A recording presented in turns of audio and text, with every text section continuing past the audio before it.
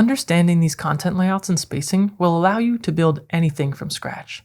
But blocks and templates will save you lots of time by making the design work easier. So let's see how to do that. Let's click the plus icon above the container that we just created.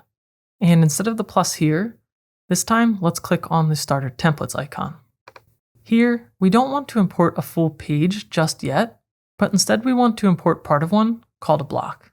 Let's click this, and I could search for what I wanted, or if I scroll down, I might want to grab this one. After clicking it, I'll import the block. And you can see that here. Let's add another, but this time we can add a page. You can see the template that we're using here, but let's look at Hope. Click this and Home.